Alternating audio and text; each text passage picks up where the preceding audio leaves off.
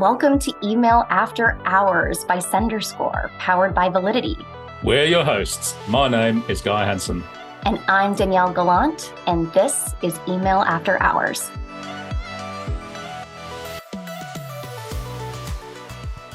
Hi, everyone, and welcome to today's episode of Email After Hours. Now, before we launch into the main part of our conversation, most of you will be aware that Danielle is my regular co-presenter. She's not here today. She's feeling a bit under the weather.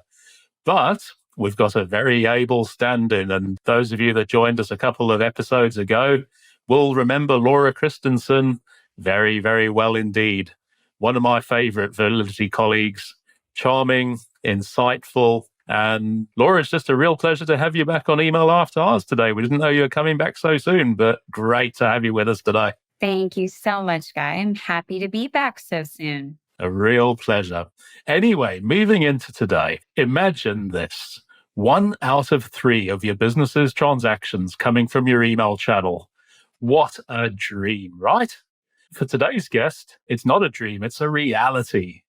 Everyone say hello to Nicholas Greatrex, Chief Marketing Officer for TFG Brands London.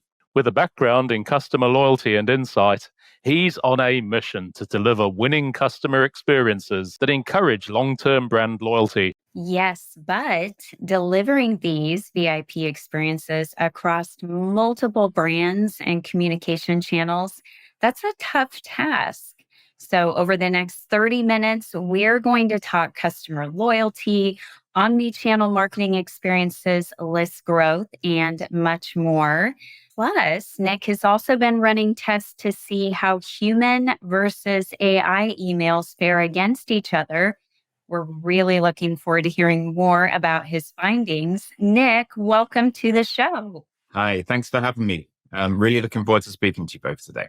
And likewise. Now, before we get into the meat of our conversation, we always like to kick off with a couple of icebreakers. So, Nick, from my side, when it comes to email marketing, what's your pet peeve? What's that one thing that you wish, senders would just do better or perhaps not do at all? For me, I think that's got to be emojis or overuse of emojis, especially in the subject lines of emails. I think it's something that tends to be quite casual and personal and therefore better off in other places than the email, really. So that's my pet peeve. Yes, I would fully agree with that. And when the emojis don't align with the subject line and you're left trying to figure out what they're trying to say, even worse. Now, before we talk specifics about email, can you give us a quick overview of TFG Brands and just tell us a little bit about your email marketing programs? And specifically, how does your business think about the value of the email channel? Well, TFG London, of where I work for, is part of G, which is the Pashini Group based in South Africa. We're TFG London, so we're a group of UK brands, 3 question brands in Whistles, Hobbs and Phase 8, and then 1 brand that we launched last year, which is Inside Story. We're a home brand. We operate in a hybrid structure of group and brand. So we have group level roles like my own, and the email or CRM teams are at group as well. Although the people who put together the emails for each of the brands work at the brand level.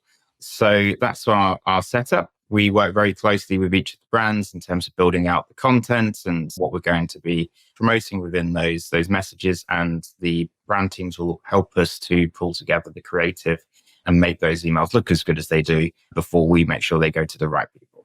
Nick, I have to ask, so you mentioned that TFG comprises multiple brands, which we know from experience with senders can lead to some pretty big challenges when it comes to email. There's possible list overlap, overmailing, and personalization. We sometimes see brands actually end up competing with one another. So does that resonate with you? And if so, what do you find presents the greatest difficulty in engaging with your subscribers across all of your multiple brands? Well, yeah, absolutely, that there's going to be competition between the 3 brands. And I think if you look at it from a customer's point of view, with there being the 3 premium women's wear brands, is going to resonate with the same customer. But that's been, the brands have been around for over 40 years. And I think that's always been the case. So when the customer's looking for something, they're looking for that right outfit or dress that they're looking for, then yes, they'll be looking at each of the three brands, but they could be doing that organically online, or they could be coming through each of those email channels.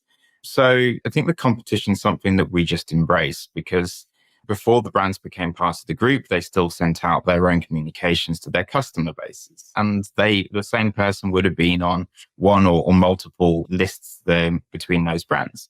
And it's not just us that they're lists that they're subscribing to. They're subscribing to our competitors out there in the mix. And therefore, it's just about being relevant to that customer. Our metrics that we measure for each brand are the same, and are the same as what they were before they became part of the group. So we're still looking at increasing those open rates, getting the high click-through rates through, and that revenue per customer email sent. So it's the same for us, whether it's a competitor outside of our group or one within it. Some brands that we work with will take a progressive approach to getting people to sign up to the different channels, maybe acquire the email address first and then try and get the mobile number as a follow-up later down the line. Do you think there's value in getting customers to actually opt into all of your channels at once? I think there's an efficiency to that. If the customer's signing up for something, then yeah, they might want to give you their phone number as well as their email address. And to do that, it can be quite efficient. It could also be that actually, if you can give that option to somebody in the account section later, that they can, when they've built up that loyalty and that engagement and they want to hear about those offers, then actually there's giving the customer that option to sign up later to those other areas can work just as well. What we tried to do is to make CRM and newsletter signups to be as useful as possible, to give a real point of difference to why they want to be part of those email lists. So if they start to see value from being signed up to our newsletters, they'll start to look out for those communications. And if they see that they can get something that they can't get elsewhere, that then provides that incentive to sign up to SMS or to direct mail. Nick, I have to ask, in that same vein, with people opting into multiple channels at once, with all of the brands that you have, does the team see a risk of actually over communicating with your subscribers, or how are you avoiding having this happen? Yeah, absolutely. I think it's one of the pitfalls of CRM communications, or just in general, is over communicating. And you can see the brands that do that, where you just get email after email into that inbox. And for us, it's about making sure that we're resonating with that customer. If that customer is clicking and responding to every email that we sent, then fine, there's no reason to reduce that. That isn't over communication. What we are doing is we're listening out to those customers who don't engage so often, and we will throttle the amount of communications that somebody gets sent based on how they engage with us. So if we are finding that somebody is only buying twice a year, there's not really much need to send them 4 messages a week. Right. We'll look at what they are, how they're responding to what we're sending to them, and then we'll adjust it accordingly. That helps keep customers engaged. It also means that we have to work a little bit harder in terms of whether the quality of the communication, whether we want to just be pushing the promotions or the new product launches, or even something that's a bit more content related. One of the recent things that we've been looking at is how we can use content a bit more to engage with the customer. So when we're looking at the value of a customer or their propensity to spend, what we've found is that a customer who engages with emails without a transaction is more likely to buy in the future. And actually, that's kind of opened up for us an opportunity to not follow the product and promotional email path like we always used to, and be more relaxed about sending out a communication to somebody about content or about something that is not directly related to a sale. Because we see if the customer engages with that email, then they're more likely to come back in the future. That's been a really useful learning for us, because it's just opened up so many possibilities about what we can send. Really interesting. And of course, content is also shaped by the channel, isn't it? In our experience, SMS content is very different to what customers might be expecting in their email inboxes. Can you tell us a little bit about how your communication style vary between channels and how you strike the right balance there? Yeah, so with SMS, you need to be to the point. You're limited in how many words you've got. You don't have the images to go with it. So it's very much a transactional piece. It's a call to action. And therefore the tone of voice suits that. It's useful for putting forward any kind of exclusive or preview or anything that's time sensitive to get them to communicate through. Whereas, as I was saying, with email, you've got so much more choice in how you can communicate. You can soften the tone, or you can allow yourselves to be more personable and friendly, because this email can be as much about gaining that engagement of the customer as it can about converting them to buy something. We often use the higher value or the more aspirational products that we have as the hero images within our email content, uh, so that it engages the customer and it gets them to feel inspired to click through onto the website and see what they want to buy. Now, they don't often buy that product that they see in that communication, but it's that gets them booked. And we use that same kind of communication strategy when we're doing billboard ads or anything that is off page tends to be our limited ranges. The higher price point pieces, the standard or the signature piece that people will want to aspire to, and that will bring them in. We find online actually that what people browse compared to when they go in store and what they buy is rarely the same thing. And therefore they will find something that perhaps even a different color, but a different style. But the trigger for getting that customer into the store was what they were browsing online. And I think with email, it's the same thing. Is if you can trigger that visit to the website or that visit into the store through showing something aspirational, you can then convert them on something that meets their needs in terms of price or what they're buying for.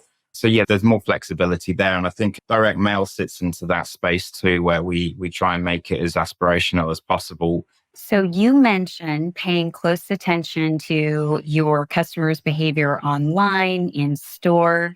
And fun fact, you've actually had more people sign up for email in store than online, which is incredible. What Yeah. is it that you are doing to encourage them to provide your email addresses? Are you willing to share your secret? The main one is actually giving the customer the e-receipt. And especially in the fashion world and in the clothing world, returns are always very high. When customers buying something, especially if they don't have the time to try it on, there's always that chance of the return. So the receipt is a great way to get somebody to sign up. That's a big one. And then the other side of that is we have an initiative within our team, which is our Compelling CRM initiative. And that is about making the newsletters something that customers want to be a part of, because they can get something that they can't get anywhere else. So our Compelling CRM means that you get exclusive offers or early access to products. And it just gives that point of difference that you simply can't get if you're not signed up. We use that within stores as well, and make sure that messaging is really clear when you walk into the store, or that our colleagues at the checkout will help explain that to the customers. And it gives them the customer that reason to sign up to our CRM program. That's something that we've been trying and working really successfully over the last couple of years. And it seems to be working just as well in store. Given that we've been doing it so much longer online, means that the opportunity to grow is a bit less than the almost standing start we've had in stores. So I think our growth rate may slow down over the next few months. I agree. I'm a big fan of e-receipts, and I've actually produced quite a lot of DMA research over the years showing that email addresses acquired in store are typically more primed to engage and come with a higher propensity for loyalty, is what we've seen in the research. Does that align with what you've seen? How do your subscribers behave? What should I say? How does their behavior vary depending on how they were acquired? Well, that thought process took us down an interesting journey, because as Laura mentioned, we've seen a big increase in the number of customers signing up through stores, but we still are, and we definitely were, measuring success through CRM, through that linear email to website to shopping cart transaction. And actually, given that the size of our base is now much more swinging in the direction of stores, that journey isn't relevant anymore. What we see is that the revenue per email sent is lowest for that store customer. But that's because they're following a journey that isn't such a linear journey as that you see with the online customer. So what we see is about 3.5% of customers who are store customers who receive an email go on to buy. With the online customers, it's 5.5%. And with the omnichannel customers, it's 7%. So actually, there is that online journey that exists through that store customer, but it's still much more linear when it's online, and it's still much more profitable if it's an omnichannel customer, if they're buying from both stores and online. What we see is that the customer coming to the store already has that propensity for loyalty. Online customers are much more transient. They have the ease of comparison that you can't get within stores. And also, you don't get the point of difference through the experience. Getting to know the store colleagues, getting to walk around the store and touch and feel the product. And actually your choice is reduced. There aren't as many stores on the high street as there are shops online. So that loyalty kind of comes embedded from that store experience, and that increases the chance of the customer coming back again. We've trialed and looked around with clienteling in the past to try and encourage that journey from the customer to get them back into the store, and use the same mechanics that we use in email to get that store-only customer to say, this is now available in your local store, come and see it. And that works really well. But actually, we don't need to go down the full clienteling route. We can get a lot of that same behaviors through the CRM strategy. And it's made us think really differently about not only how we communicate through email, but also how we're communicating through the website, so that the messages aren't trying to push such a linear journey anymore. The measurements also are no longer about click-through rates. I talk about revenue per email sent is something that we look at. But even beyond that, our most loyal customers will visit the website 5 times before they buy, which is not great for our conversion rates because they're making 5 separate visits, but it shows a distinct behavioral difference between a brand new customer who, if they are going to visit, or they are going to purchase, they'll visit twice. So the more loyal you get, the more times you're engaging with the content. And the online's a good example because we can measure those five sessions, those 5 visits into that before they convert. But the same kind of behavior is happening through email and CRM. They're absorbing that content. They're seeing what's coming in. They're looking for something that's new, and they're coming back time again. And it's just making sure that we're there ready for them when they're ready to buy. We think the same kind of approach is there for the store customer too. And if we're not making it apparent that those products are relevant to that store, then we're missing a trick. Because if that customer, we try and we want them to become omnichannel customers, but some customers prefer to buy in store only. So if we're not catering to that messaging, I think that's where personalization comes in. Because we're not catering towards that, we're missing an opportunity. So more and more, we're having to add personalization into our CRM communications to make sure that the messages that we're sending out are tailored to what that person wants. So you've talked about creating this ideal experience for customers to build loyalty. I want to talk a little bit about the ideal sending day, because I've heard you refer to Sundays as the golden day for email, which is definitely not something we're used to hearing. I think the running standard is Tuesdays at 10 a.m. So for you, what makes Sundays so effective, and how is it that you came to learn this? So I think we came to learn this because as we sent out communications, we just saw the higher response coming through on those Sundays. One of the great opportunities that we have as being part of the group is that we have 3 different brands. Now we have 4 with Inside Story with our home brand, but we have the opportunity to test on a factor of 4. And where we find something work, we can then roll it out across all of the brands. And it means that our opportunity to test these things is greater than I've been able to do with single brand businesses. But so what we saw is that there is this greater engagement on a Sunday, especially Sunday morning. And I don't think that's, I mean, as you say, Tuesday at 10 a.m. is the traditional peak point.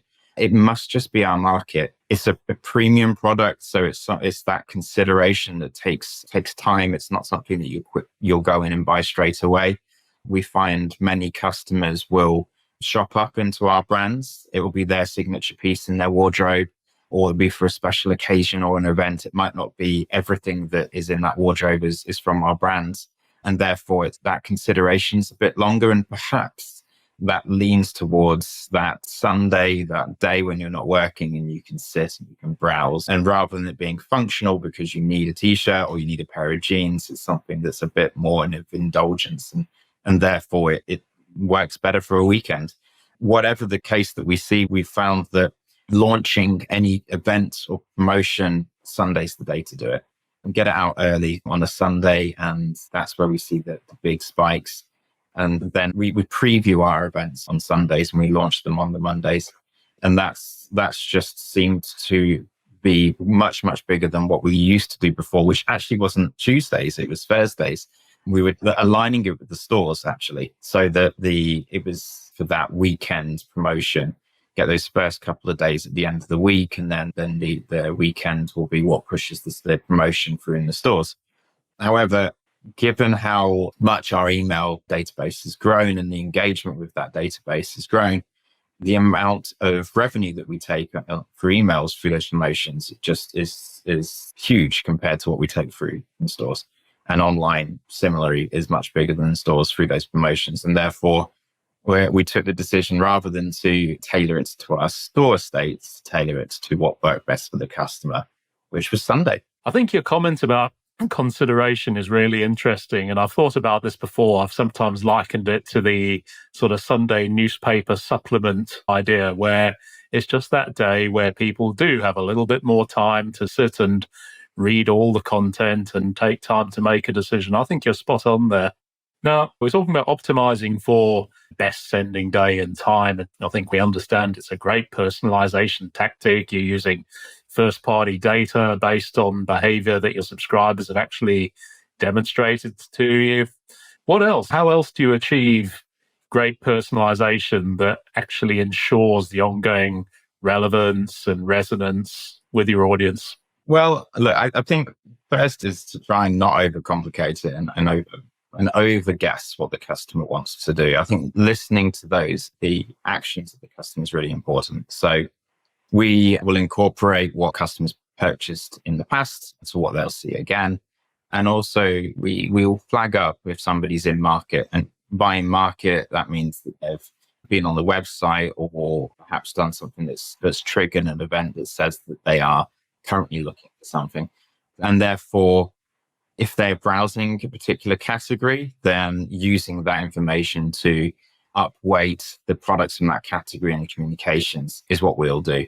So we that's how we use personalization. It's just listening to what the customer's doing and then responding in that similar way. I mentioned before that we use those signature pieces and those limited edition collections to be able to inspire the customer. And we do use that, but we also make sure that there's enough content in there of something that will be what that customer wants. We're not quite there at the place yet where if they only buy green, or very, very popular in the UK and Ireland, or never buy green, which is Hong Kong and China, then that we are making sure that that's incorporated into our messages. But we're looking at putting in all of those signals. And if somebody likes to expose the shoulder or have it covered or have something that's floral or patterned or animal prints, and if there's a preference within their previous history, incorporating that in, that's what we want to go next. So I scare my CRM teams by saying I want us to get to a point where there's no such thing as our BAU emails that's curated. So I want us to get to a point where those messages are all taken from different content blocks based on what that customer's previous purchasing behavior has been. And therefore, rather than building an email, we're building a series of content slots. And then that's how we become fully personalized. And I think that when we get there, we'll end up with a much more relevant experience for the customers. We can't have today's conversation without at least touching on artificial intelligence. And in our prep call, we actually discussed how you've been using AI as part of your email split testing. And you've got some really interesting learnings when it comes to generative AI versus human-only emails. Give us some insight. What have you discovered? Well, I think this ties together what I've been saying before with the personalization and making sure that we are giving that customer that relevant experience through to having that unique brand identity. And I think that if you want to give that relevant experience, you can't just create one email and send that out. That's not personalized and that's not relevant. And however, if everything becomes completely automated, do we have the control to make sure that that is still within the identity that we want it to be? And I think it will be there, and it just requires configuration, but it's a journey for us to go on. So what we've been looking at is ensuring technology is at the stage where you can have tone of voice that comes across quite well. We've been using subject line automation for a little while. And whenever we put something that is AI generated versus human generated, the AI tends to come out on top. And what we've found work really well for us is our dynamic content emails. The ones that are showing that customer what they want, it always work a lot better than something that's curated. And that is what's leading that journey that I was talking about getting rid of the BAU and replacing it with content slots. And therefore, I think if we can have that blend, and I think as we move forward, that blend will probably disappear at some point, where as humans, we create those content slots, and then the machine decides which ones to serve to which people. We'll start to see better and better engagement. And then from us as consumers, we'll start to see emails with much, much more relevant content that we're looking for that will get us to where we want to do much quicker. I would love, just for a second, you're talking about testing and everything that you're doing to create these relevant experiences, to learn from them. I want to go back to what you were saying about loyalty. Just in the past year, I think more so than ever before, have had an increasing number of clients coming to me asking about loyalty programs and what they should be doing for a subset of VIP customers. But you actually don't take this approach. So I would love for you to just talk a little bit about how you're incorporating loyalty into your regular marketing email campaigns. I love this term that you use, loyalty by stealth. So can you share some examples with us about what that looks like for your audience? Yeah, sure. I mean, we don't have a loyalty team. Our CRM team is our loyalty team. And it's the insights team sits within the same function. So we haven't actually split the two out. And some of that is based on necessity. Given where we sit within the market, our average frequency is fairly low.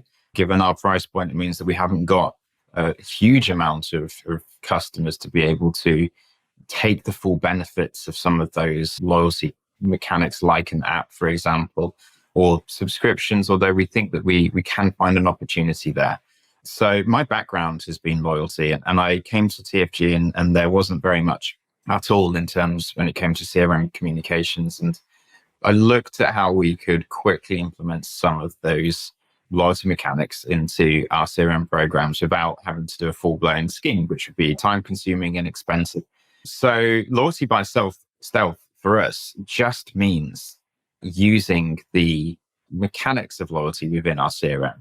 And that can be quite simple, from your welcome programs, your trigger messaging, or it could be from lapse prevention, etc. And using those programs as part of the CRM structure.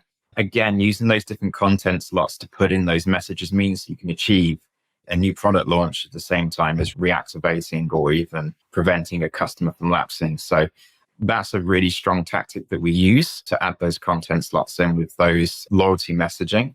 And then the other one is actually just bringing in the loyalty mechanics of, it could be a promotion.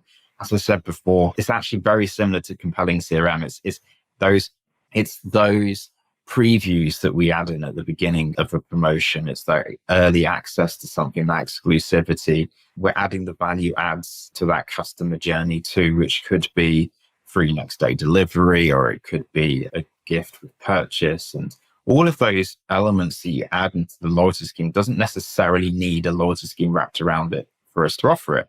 We can offer it through CRM. And I think there's a win-win there. But one, it keeps the customer more loyal. Two, it's a much more efficient way of us acquiring customers than it is to use other channels. And then actually, it does then bring on to that opportunity of where that next step sits. That is really, really clever. This has been such a great conversation. And gosh, I feel like I'm back at school. I've just been jotting down notes as we've gone through it. You've been so generous with your knowledge and insights that you've shared with us today. But we've also got to start bringing things to a close. And that brings us to our closing quickfire questions. And Laura, have you got one for Nick to finish up today? I do. So, Nick, my question for you is if you could time travel and back in time and give your younger self one bit of email marketing advice, what would it be? Yeah, great question. I think the bit of advice I'd give is just keep it simple. I think if you always go back to that point of what's relevant to the customer, what do they want? And essentially, they want to find something that appeals to them at a price they want to spend for. Don't overcomplicate it.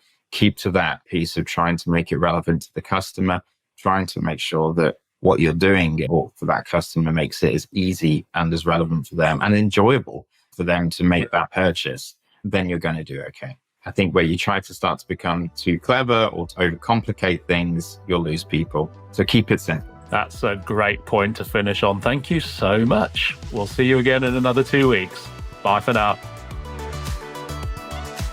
Be sure to tune in next time and hit subscribe so you don't miss any future episodes. And don't forget to visit senderscore.com for loads more great resources to help you become a stronger sender.